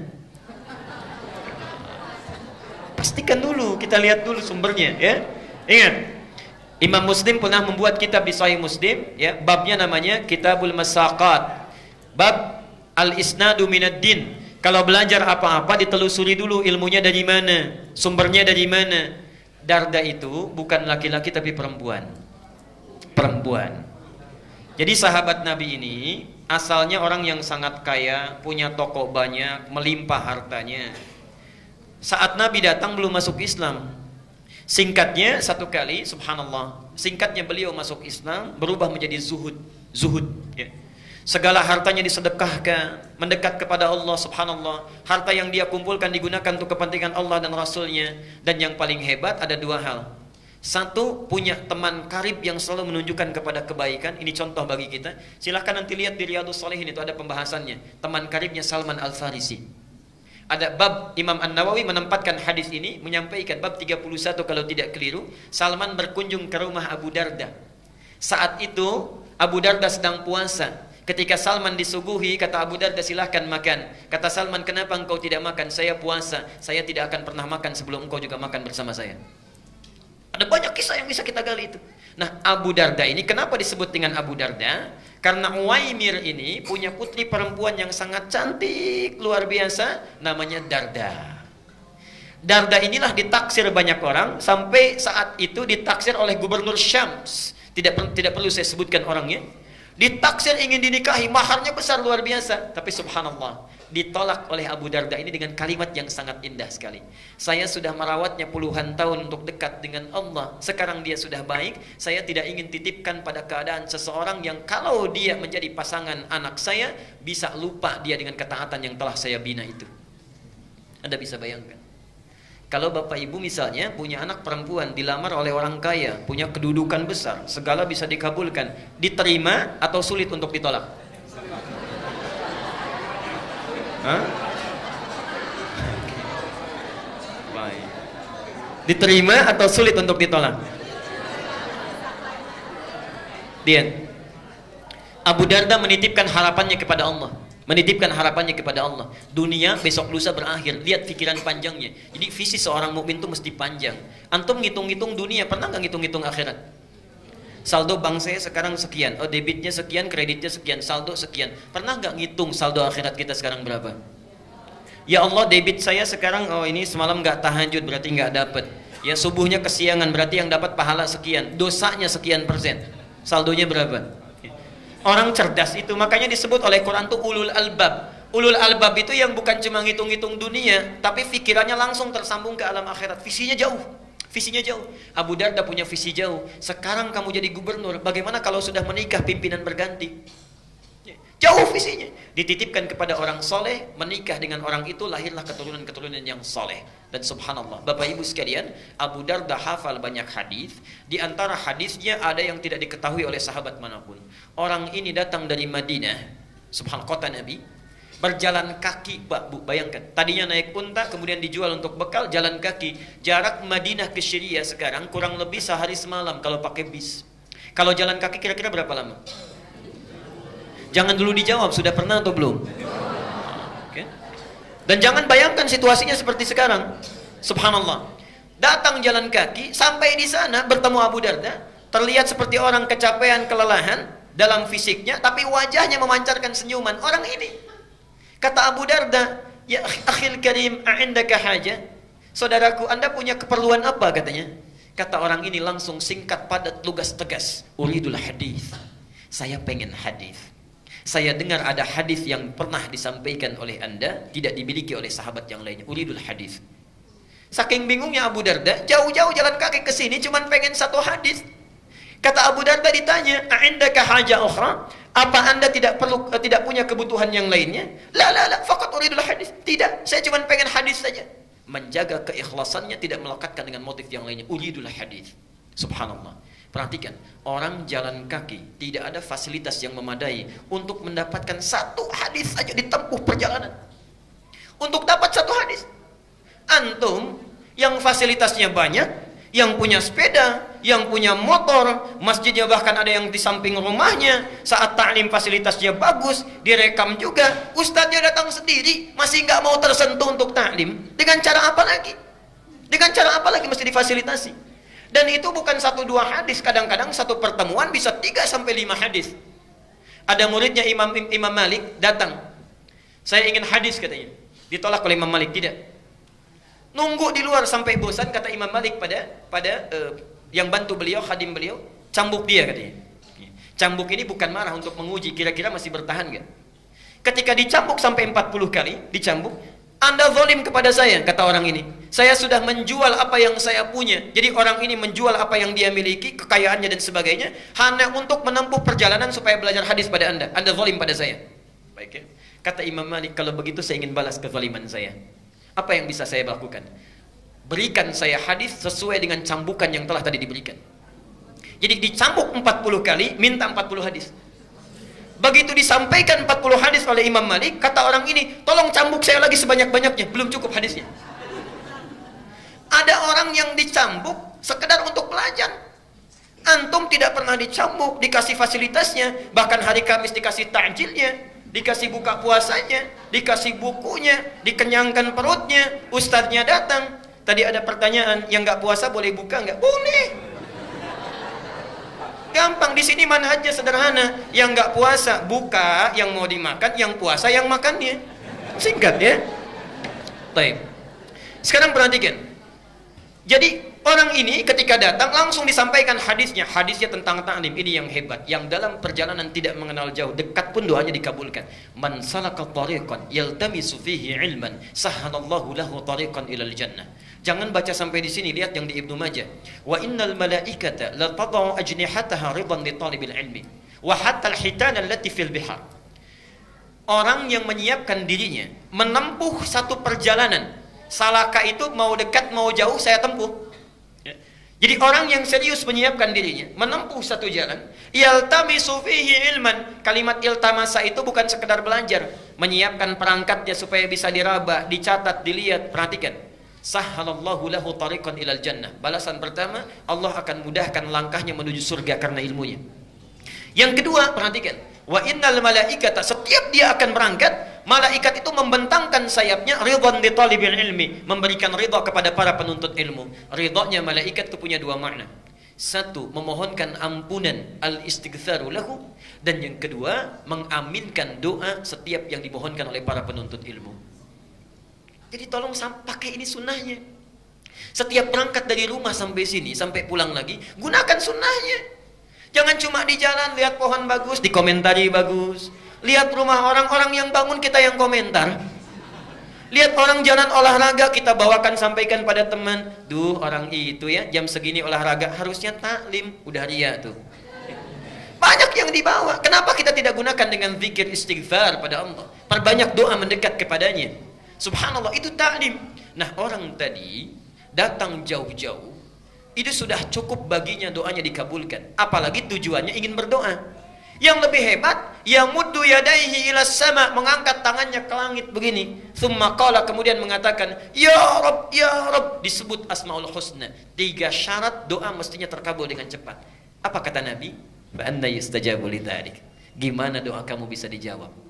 Famat'amu haramun wa mashrabu haramun wa malbasu haramun wa ghudhiya biharamin. Makanannya haram, minumannya haram, pakaian yang dikenakannya haram, dan perangkat kehidupannya berasal dari yang haram. Orang seperti ini, perhatikan kalimatnya. Yustajab itu bukan fi'il madhi tapi fi'il mudhari. Mudhari itu bentuknya past tense continuous future. Jadi orang ini kapanpun meminta, sesulit apapun, menangis darah apapun, gak akan pernah dijawab oleh Allah Subhanahu wa taala selama perangkat hidupnya itu haram. Karena itu bertakwalah kepada Allah. Kita berhenti dulu di bagian yang pertama ini. Jadi kalau antum ingin segera dikabulkan doa oleh Allah, maka coba lihat diri kita sebelum berdoa. Ada yang haram tinggalkan, yang kurang perbaiki, yang sudah bagus pertahankan dalam kehidupan. Saya berhenti dulu, barangkali kita akan dialog dulu. Saya perkenankan kalau ada yang ingin bertanya. Bagi yang menuliskan, silakan dituliskan, nanti bisa dikumpulkan di depan. Ya. Saya perkenankan. Silakan Pak.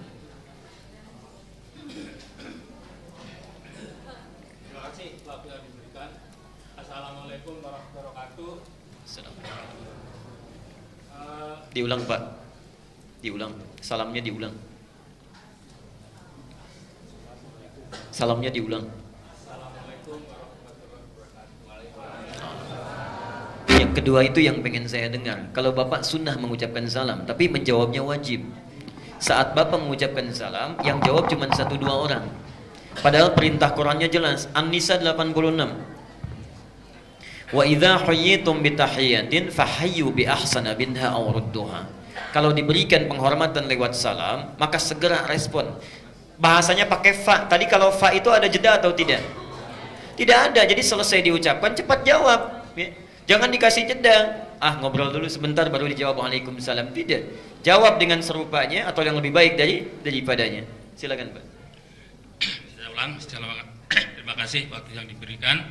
Saya ingin bertanya, kalau anak yang baru lahir itu diharuskan untuk diakikahkan.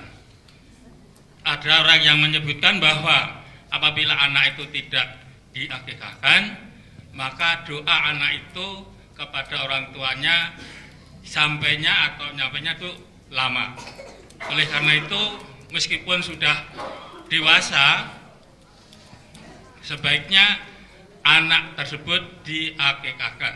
Demikian pertanyaan saya. Terima kasih. Baik. Ini bagus pertanyaannya. Apakah ada kaitan antara akikah dengan doa? Khususnya, apakah orang yang diakikahkan atau tidak diakikahkan? Apakah orang yang tidak diakikahkan doanya akan terhambat, dalam arti tidak dikabulkan oleh Allah Subhanahu wa taala? Ini tidak benar karena bertentangan dengan keterangan Al-Qur'an dan Sunnah.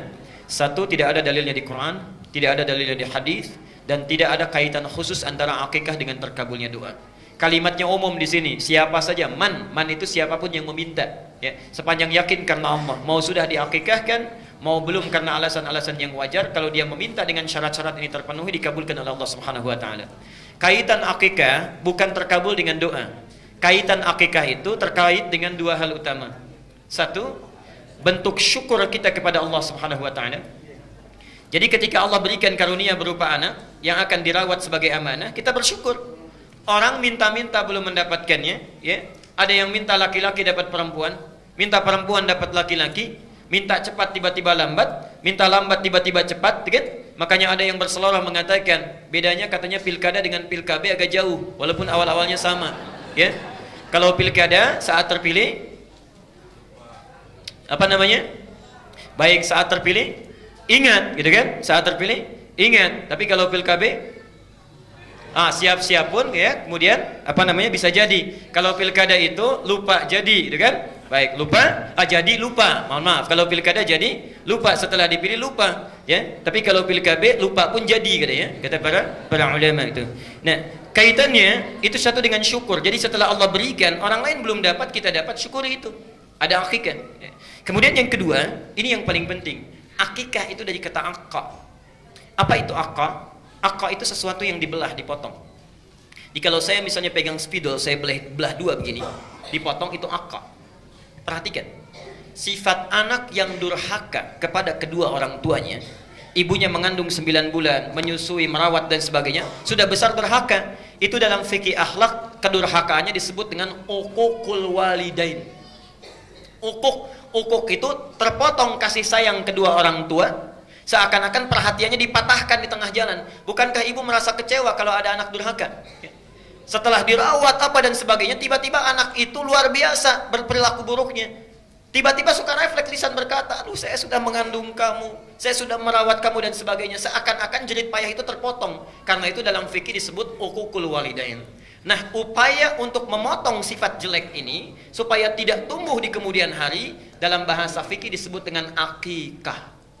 Jadi akikah itu kaitannya dengan dua hal. Satu, syukur. Yang kedua, permohonan doa kepada Allah. Dengan ikhtiar ini memohon supaya sifat-sifat hewaninya itu dipotong lebih dini supaya tidak tumbuh dan mudah diarahkan di masa yang akan datang. Jelas ya? Saya bacakan dulu pertanyaan yang sudah masuk. Berikutnya, Ustadz, betulkah pada saat Rasulullah menikahi Khadijah, pada saat itu Khadijah berumur 28 tahun, sedangkan Rasulullah 25? Allahumma shalli wa sallim alaihi. Bapak dan Ibu sekalian, memang dalam pendekatan sejarah terkini ada perbedaan sudut pandang dari para sejarawan. Ya, sudut pandang perbedaan dari para sejarawan. Dulu dalam kitab-kitab Turath disebutkan Sayyidah Khadijah ketika menikah dengan Rasulullah sallallahu alaihi wasallam itu usianya 40 tahun, sedangkan Rasulullah usia 25 tahun. Saat itu menikah, Khadijah sudah juga memiliki keturunan dari dua orang suaminya, okay? Dan uniknya begini, saya perjelas sebentar. Ibu bapak pernah nggak kenal Abu Jahal? Kenal di mana? Tahu ya? Baik. Nanti saya berikan gambaran. Ini ada yang menarik di sini ya. Jadi kalau kita haji atau umrah, mungkin kalau umrah, kalau dari Zamzam itu kita keluar dari Zamzam, misal ini menara Zamzam, kita keluar mau masuk ke pintu King Abdul Aziz misalnya, coba berbelok ke kanan, ya, kurang lebih barangkali 100 meter. Ya. Saat belok sebelum sampai 100 meter itu ada bangunan besar di atasnya. Ya. Yang tinggi bukit, di atasnya ada istana. Ya, pernah tahu ya? Di atasnya ada istana. Itu persis samping Zamzam kalau akan masuk ke Masjidil Haram. Ada bukit besar, di atasnya ada istana. Itu disebut dengan Jabal Qubais. Itu tempat memberikan pengumuman bagi orang-orang Quraisy saat itu. Jadi kalau ada informasi penting, peperangan dan sebagainya, orang akan naik ke Jabal Qubais, diumumkan. Itu tempat kebesaran. Karena itu istana dibangun di Jabal Qubais untuk memberikan gambaran, ini memberikan simbol kebesaran orang-orang yang memimpin Saudi pada saat ini. Yang menarik begini, persis di bawah Jabal Qubais ada satu tiang lampu. Sampai sekarang masih ada. Itu langsung berbanding lurus dengan Bukit Sofa. Disitulah rumahnya Abu Jahal. Ya. Namanya Amr bin Hisham. Kurang lebih 50 meter dari situ berjalan, ada bangunan rumah warna kuning. Itu rumah Nabi dilahirkan. Rumahnya Rasulullah di situ. Seberangnya di atas Bukit Marwah, keluar dari pintu itu rumahnya Khadijah. Sedangkan bukit dari Marwah yang kesananya Taif sampai ke rumah Nabi, itu tempat dagangannya Sayyidah Khadijah. Nah, yang ingin saya sampaikan, kenapa kemudian orang ini disebut dengan Abu Jahal, Amr bin Hisham, namanya Amr bin Hisham. Jadi orang ini sangat aneh ya, sangat aneh. Apa yang disampaikan Nabi selalu dia ingkari. Padahal Rasulullah itu jangankan sama kawannya, lawannya pun mengakui keunggulannya, kejujurannya. Perhatikan Abu Sofyan saat menghadap ke Heraklius, ditanya oleh Heraklius, Raja Roma itu, Herakla, apakah orang yang datang mengaku sebagai nabi ini orangnya banyak musuhnya? Ya. Orangnya jujur? Ya. Amanah? Ya. Apakah orang ini selalu menyakiti orang lain? Tidak. Jadi semua yang disampaikan walaupun musuhnya mengakui orang ini baik. Cuma satu orang, Amr bin Hisham, yang tidak mau mengakui apapun yang disampaikan Nabi. Karena itu orang-orang pada saat itu menggelarinya Abu Jahal. Jahal itu bodoh, kalau disandingkan dengan Abu artinya orang yang sangat bodoh. Jadi kalau ada orang bodoh, ini yang paling bodoh. Lawannya aja mengakui, kok orang ini tidak gitu. Kenapa? Ternyata, mohon maaf, dia punya motif. waktu mudanya dalam satu kisah, tapi perlu diverifikasi, nanti barangkali Ustaz Khalid memperdalam lagi. Jadi saat muda Nabi suka berolahraga, bergulat dengan Amr bin Hisham, dia dikalahkan. Saat kalah cedera, ya, keseleo ototnya, di situ punya hasrat ingin membalas kekalahan itu. Saat itu belum terjadi, nah ini sambungannya. Wafatlah suami dari Khadijah yang kedua, Amr bin Hisham ingin menikahinya. Banyak orang ingin menikah dengan Khadijah. Ketika akan menikahinya, melamar, ditolak oleh Khadijah. Beberapa saat setelah itu Rasulullah melamar Khadijah melalui pamannya Abu Thalib. Itu pun permintaan Khadijah. Bertambahlah perasaan tidak sukanya, dendam di situ dengan Nabi. Dari sejak itulah tidak suka apapun yang dikatakan oleh Nabi SAW. Nah, berapa usia pada saat itu? Kalau sejarawan dulu banyak mengatakan 40 tahun. Cuma ada sejarawan kontemporer yang sekarang membuat analisis-analisis. Dikeluarkan usia-usia anak Nabi pada saat Rasulullah itu kemudian menikah, berapa usia anak-anaknya, berapa usia anak yang dilahirkannya, saat menikah dengan Aisyah berapa usia Fatimah, berapa usia sahabat yang lain dan sebagainya. Ketika dianalisis ini dikeluarkanlah angka hitungan 28 tahun. Keluar hitungan itu. Apakah mana yang benar, 28 atau 40 tahun? Jawaban yang paling benar wallahu a'lam. Ya, wallahu a'lam. Ya. Apakah 28, apakah 40 tahun? Karena ada kaidah dalam ilmu tarikh, baik yang tercantum di dalam Al-Qur'an ataupun di dalam hadis, kalau di dalam satu peristiwa tidak disebutkan dengan jelas data-datanya, artinya jangan capek mencari data peristiwanya, tapi yang diinginkan mencari hikmah perjalanan hidupnya. Antum nelusuri sampai kiamat kurang 2 hari, berapa lahirnya Khadijah, manfaatnya apa? Nggak ada manfaatnya. Lebih baik diteladani bagaimana cintanya kepada Nabi, bagaimana kasih sayangnya, bagaimana. Buka Al-Bukhari nomor hadis yang kelima. Al-Bukhari nomor hadis yang kelima. Maaf agak panjang sedikit Ustaz Iman karena ini menarik ini. Jadi Rasulullah menerima wahyu di mana? Gua Hira. Satu kali di awal-awal masa Islam, saat ke Gua Hira wahyunya nggak turun, belum turun. Subhanallah, saat turun dari Gua Hira siang bolong, siang-siang, tiba-tiba ada yang manggil, Muhammad, Muhammad. Lihat kanan nggak ada orang, kiri nggak ada orang. Ke belakang nengok sepenuhnya, karena kalau Nabi dipanggil berbalik itu nggak begini. Nabi kalau dipanggil berbalik sepenuhnya. Jadi mulai saat ini yang belajar sunnah Nabi kalau dipanggil itu nengoknya jangan cuma begini, berbalik sepenuhnya. Ketika berbalik nggak ada orang, subhanallah. Lihat ke atas, begitu lihat menengok begini Muhammad, tiba-tiba ada sosok jubah putih seperti orang duduk, rambutnya panjang di awal masa Islam. Saya ingin tanya, kalau Pak Johan keluar dari Al-Ihsan ini siang-siang, Pak Johan, kanan nggak ada, kiri nggak ada, belakang nggak ada, di atas ada yang kayak duduk jubah putih, rambut gondrong, apa yang dilakukan? Itu pasti lupa motor itu, lari. Itulah yang terjadi pada Nabi. Lihat redaksi hadisnya. Uniknya, faro'ibtu minhu. Ro'iba itu ketakutan luar biasa sampai bulu kuduk merinding naik. Itu ro'iba. Tapi kalau ketakutan bulu kuduk naik tapi sudah nggak ada kesempatan kabur, dirubah redaksinya dari ro'iba menjadi aujasa. Aujasa, ya. Kalau panjang agak cerita, agak panjang dia. Kalau cerita agak panjang. Lihat nanti saja di Adz-Dzariyat Quran surah 51 ayat ke-24. Ini bedanya ro'ibah dengan aujasa. Jadi Nabi Ibrahim malam-malam kedatangan tamu Bapak Ibu sekalian. Tamunya bukan 1-2 orang, banyak. Dan hebatnya, mohon maaf, saya ingin tanya dulu sebentar. Kalau kita nanti insya Allah tengah malam, kedatangan tamu malam-malam, jam 1. Assalamualaikum, Assalamualaikum. Dibuka nggak? Itu bedanya kita dengan seorang Nabi. Oke, sekarang begini. Taruhlah kita berani untuk melihat, diintip dulu. Begitu dibuka jendela sedikit, kelihatan yang datang agak banyak orang, jubah putih, rambutnya panjang. Dibuka nggak? Tengah malam. Perhatikan hebatnya Nabi Ibrahim. Hal ataka hadithu dhaifi Ibrahim al-mukramin. Pernahkah engkau dengar kisah tentang Nabi Ibrahim dan tamu-tamunya yang dimuliakan itu? Idh dakhalu alaihi, ketika datang bertamu malam-malam hari, faqalu salama, mengatakan assalamualaikum. Apa jawab Nabi Ibrahim? Tidak ada prasangka buruk, dibuka dijawab salam, Waalaikumsalam. Enggak ditanya bapak dari mana, ada keperluan apa. Dilihat qaumum munkarun, ini orang-orang dari jauh kayaknya capek, lelah, enggak usah banyak ditanya. Dipersilahkan masuk, langsung istirahat. Tidak cukup sampai di situ, saking baiknya. Karena itu disebut dengan Ibrahim dari kata abun rahim, seorang ayah yang sangat penyayang. Faragha ila ahlihi, datang kepada istrinya Sarah yang sedang ada di dapur, bertanya, "Ma, kita punya menu masakan terbaik apa untuk tamu kita malam ini?" Dikatakan belum ada yang istimewa kecuali lembu itu belum disembelih. Subhanallah. Disembelih dulu, dimasak dulu jadi gulai. Faja'a bi'idlin samin, lalu datang dihidangkan dengan gulai yang sudah di hadapannya itu, kambing muda, maaf sapi muda. Apa yang terjadi? Subhanallah. Qala ala ta'kulun. Tapi tamunya enggak pernah nyentuh makanannya, diam aja dilihatin. Karena penasaran, Nabi Ibrahim melihat dari atas sampai ke bawah. Begitu di atas dilihat sampai ke bawah, kakinya enggak napak dengan lantai. Lengkap sudah ya? Baik. Baju putih, rambut gondrong, banyakan, datang, makanan nggak disentuh, kaki nggak napak dengan lantai. Kalau antum dalam situasi seperti Nabi Ibrahim, apa yang dilakukan? Itu sudah tidak ada peluang untuk kabur. Tidak ada. Karena itu kalimat Qur'annya bukan ro'iba, fa'aujasa minhum khifah. Takut luar biasa, tapi sudah tidak ada peluang untuk meloloskan diri.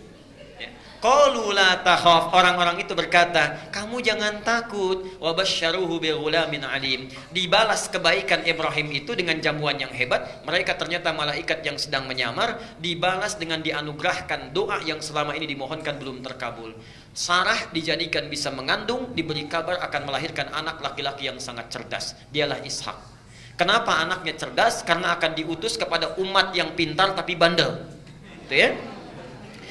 Nah, apa hubungan dengan Khadijah? Rasulullah kan tadi gemetar, bulu kuduknya itu naik, merinding, tapi masih punya kesempatan lari. Itu lari, datang kepada istrinya, diketuk pintunya, subhanallah. Begitu dibuka oleh Khadijah, lihat wajahnya, setengah kegelisahannya hilang.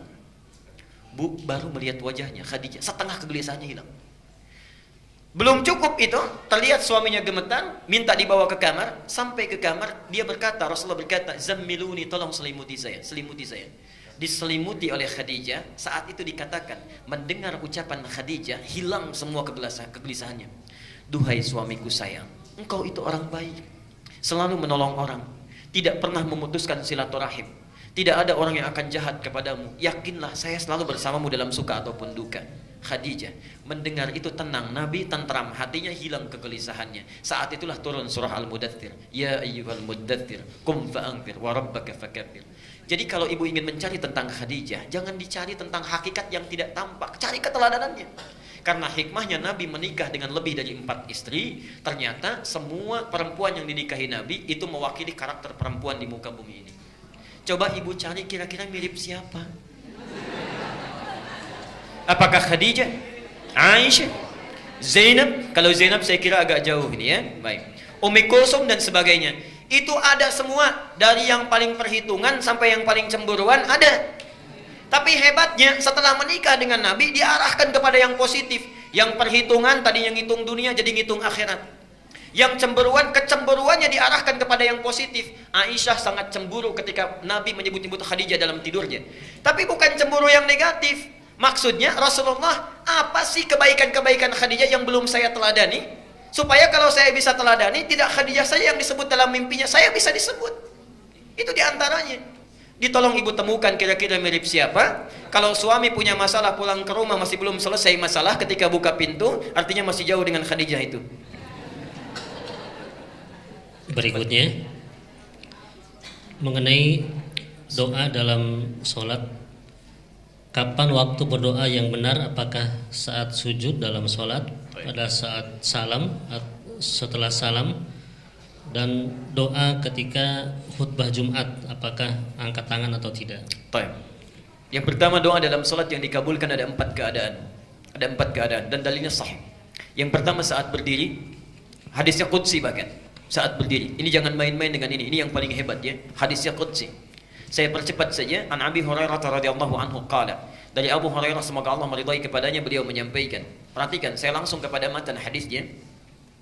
Idza qala al-'abdu ya, qussimatis shalah baini wa baina 'abdi. Kata Allah, kata Rasulullah, qala Allah azza wa jalla, Allah berfirman dalam hadis qudsi, qussimatis shalah atau qassamtu shalah baini wa baina 'abdi.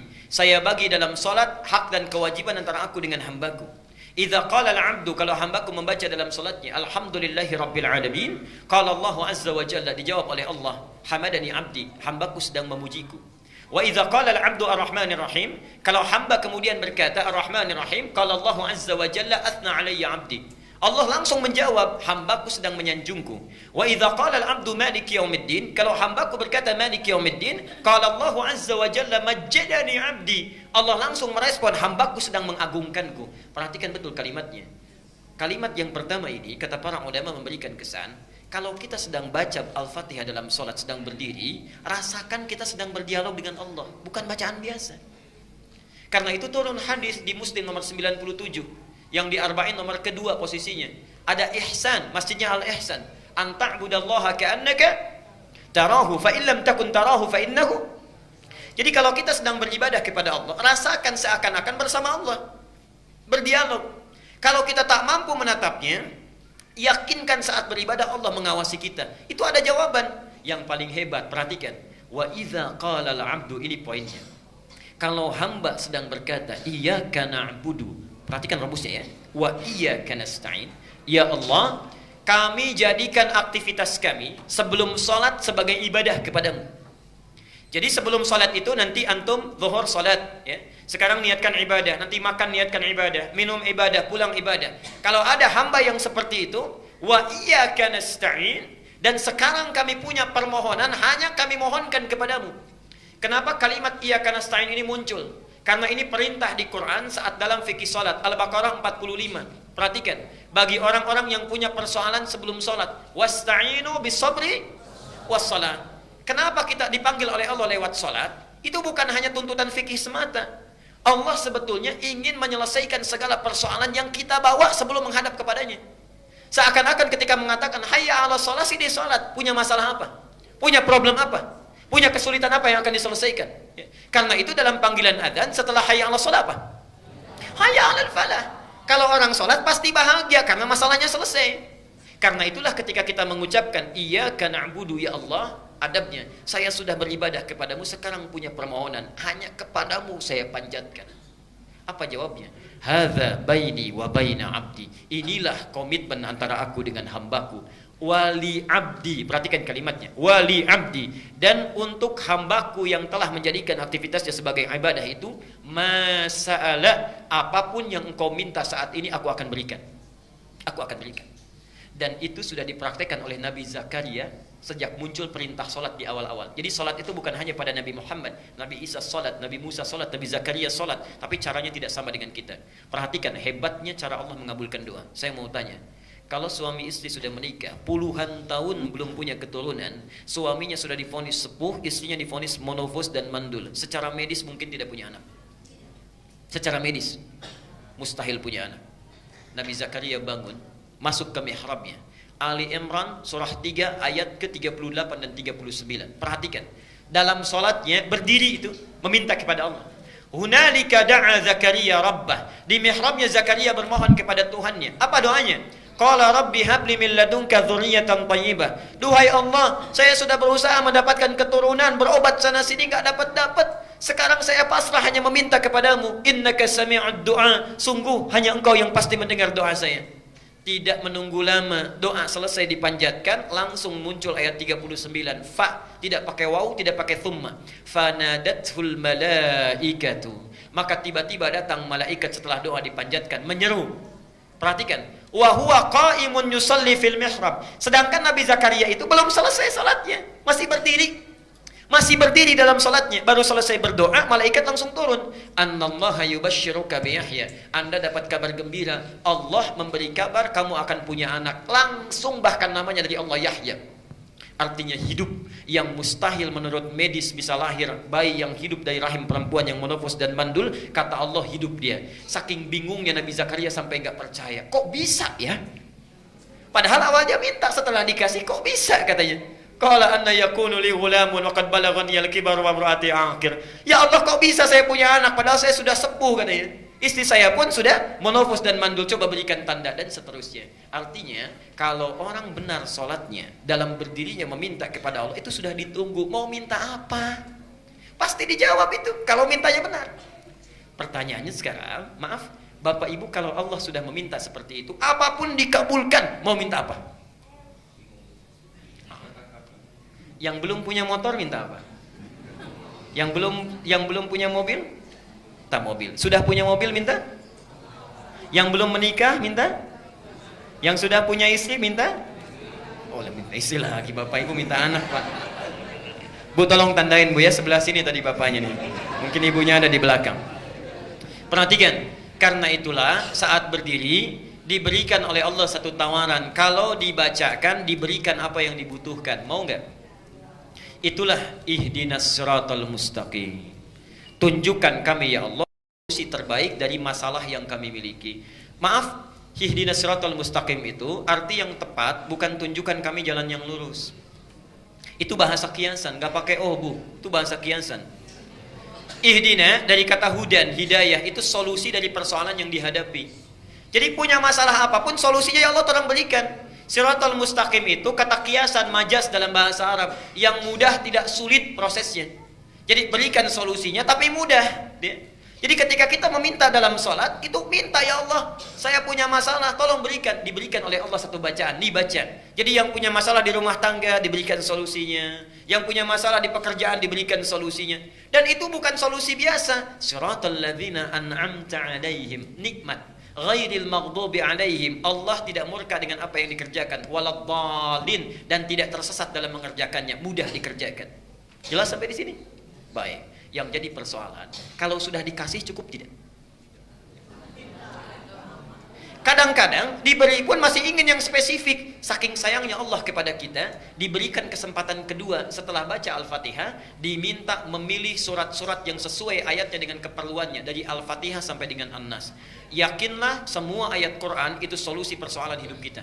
Itu sudah tegas disampaikan, bahasanya hudan. Lihat tadi Al-Baqarah 185. Syahrul Ramadan alladzi unzila fihi. Di bulan Ramadan Quran diturunkan. Apa fungsinya? Hudan. Hudan. Solusinya disebut hudan, memintanya disebut ihdina. Nah, orang Islam saking sayangnya Allah kepada mereka, dipaksa supaya dapat solusi itu lewat salat. Al-Baqarah ayat kedua dan 3. Dzalikal kitabu la raiba fi hudan. Yang di ayat 185 linnas, untuk manusia. Jadi kalau ada orang yang mau baca Quran dapat hidayah. Tapi orang Islam dipaksa supaya dapat solusi itu lewat salat. Perhatikan, siapa orang yang dapat hidayah itu, muttaqin itu, alladzina yu'minuna bil ghaibi wa. Jadi salat itu sebetulnya supaya memudahkan Allah menyelesaikan persoalan kita. Silahkan pilih kalau ingin spesifik dari Al-Fatihah sampai dengan An-Nas. Ada ayatnya sesuai dengan keperluan kita. Misal, mohon maaf, yang punya persoalan rumah tangga, An-Nisa 34 misalnya sampai dengan 36. Ustadz, suami marah-marah terus, ayat 19-nya. Ustadz, istri saya cerewet, gak mau nurut pada yang baik-baik, ayat 34-nya. Jadi ketika tahajud pisah kamar itu, suaminya baca 34, istrinya 19, terus itu ya. Begitu, subhanallah. Anak-anak gak bisa bagaimana mengarahkan supaya soleh. Lihat Luqman 13, ayat 13 sampai 19. Ustadz, kalau anaknya banyak bagaimana? Yusuf pindah. Ustadz, pekerjaannya susah saya ini, bagaimana supaya dimudahkan? Al-Isra ayat 79 sampai 82. Ustadz, mudah tapi datang lagi banyak. Al-Insyirah, semuanya ada di situ. Tinggal kita bacakan. Masalahnya nggak hafal. Jadi dari subuh sampai isya yang dibaca itu lagi. An-Nas lagi. Pantas mimpinya ketemu jin terus, itu yang dibaca. Yang jadi persoalannya. Jadi pertama saat berdiri itu caranya. Jadi kalau ibu bertanya atau bapak bertanya dari kertas tadi, artinya siap menghafalkan ayat Quran. Hadir malam Jumat, nanti kita berikan gambarannya. Yang kedua saat ruku, tapi dalam ruku nggak boleh baca ayat Quran. Ya, cukup mintakan. Baca doa yang sunnah dulu, bisa pilih banyak doanya. Subhanakallahumma bihamdika Allahumma ighfirli, atau subhana rabbiyal azim, atau subhana rabbiyal azim wa bihamdi, dan sebagainya banyak. Silakan setelah itu mintakan dalam hati kita atau membaca doa yang seperti Nabi contohkan. Silakan buka buku sifat salat Nabi, banyak di situ doanya. Ya. Yang karya Ibnu Qayyim Al-Jauziyah, yang karya Syekh Muhammad Nasiruddin Al-Albani, yang karya Syekh Sya'rawi, banyak buku sifat salat Nabi, ada penuntun di situ. Yang ketiga saat sujud, ini yang paling utama. Perhatikan hadis Ibnu Abbas. Innama aqrabul 'abdi min rabbih wa huwa sajidun fa'aktsirud du'a. Tidak ada keadaan paling dekat antara hamba dengan Tuhannya kecuali saat sujud. Karena itu perbanyak doa saat sujud. Bukan hanya sujud yang terakhir, tapi dalam setiap sujud. Ya. Kenapa disebutkan sujud yang terakhir? Ini sebetulnya ada pesan penting di situ. Maaf, sekaligus saya sempurnakan. Nabi itu rindunya tertumpahkan dengan Allah dalam dua keadaan. Satu, saat datang wahyu. Di kalau wahyu datang senangnya luar biasa, lepas rindu dengan Allah itu. Pernah wahyu tidak turun 6 bulan berturut-turut. Sampai bingung luar biasa, gelisah. Sampai kadang-kadang naik ke bukit mau turun lagi. Kata orang kafir Quraisy itu, Muhammad sudah gila tuh, ditinggalkan oleh Tuhannya. Tiba-tiba turun 2 surat sekaligus, Ad-Duha dengan Al-Insyirah. Wad-Duha. Hei Muhammad, demi waktu duha yang menjamin engkau bahagia dalam kehidupan. Wal-laili idza saja, ataupun saat keadaanmu seperti gelap gulita seperti malam yang dikelilingi oleh kegelapan. Ma wadda'aka rabbuka wa ma qala. Yakinkan dalam keadaan suka dan duka Tuhanmu tidak pernah meninggalkanmu, atau engkau dikatakan sebagai orang yang gila, dan seterusnya. Turun wahyu, senang lagi Nabi. Atau yang kedua, saat sedang sholat. Di saat sholat itu subhanallah sudah rindunya dengan Allah itu tertumpahkan saat itu. Karena itu Nabi, jangankan yang wajib, yang sunnah itu kakinya bisa sampai bengkak-bengkak. Saking nikmatnya melakukan pertemuan dengan Allah, saking nikmatnya. Pernah dengar hadis Nabi saat tahajud kakinya sampai bengkak? Itu baru rakaat pertama, Bu. Rakaat pertama, Aisyah sampai nangis-nangis itu melihat itu, ya. Rakaat pertama, padahal yang dibaca Pak cuma 3 surat itu, Al-Baqarah, Ali Imran, An-Nisa. Itu Rasulullah. Subhanallah. Sunnahnya itu sholat kusufnya juga banyak. Saya pernah di satu tempat itu saat sholat gerhana, sholat kusuf. Sebelum dimulai sholat, saya maju ke depan, saya sampaikan, Bapak dan Ibu sekalian, apakah kita akan sholat sesuai sunnah Nabi atau mirip-mirip Nabi? Kompak. Sesuai sunnah Nabi, Pak. Baik, saya bilang. Saya teruskan lagi. Kalau sesuai sunnah Nabi, karena salat kusuf itu 2 rukuk 2 sujud, akan 4 kali baca surat, maka insyaAllah surat pertama saya baca Al-Baqarah, kedua Ali Imran, ketiga An-Nisa, keempat Al-Ma'idah. Mirip-mirip sunnah Nabi, Pak. Ada lain tuh ya. Itu Nabi. Jadi jangankan yang wajib, yang sunnahnya pun dikerjakan dengan luar biasa. Subhanallah. Para ibu sekalian, apa yang terjadi? Karena itulah dalam sujud yang terakhirnya, kenapa lebih panjang? Karena sulit lagi menantikan pertemuan dengan Allah, walaupun waktu yang ditunggu cukup singkat. Kalau orang sedang dirundung cinta, rindunya luar biasa, menunggu 5 menit saja bagaikan 5 hari. Karena itulah di sujud yang terakhir itu panjang. Kalau orang khusyuk sholatnya, merasakan kenikmatan dengan Allah, itu subhanallah, setiap sujud itu walaupun yang dibaca cuma 1 kalimat, panjangnya luar biasa. Lama mau bangkitnya karena merasakan kenikmatan dengan Allah.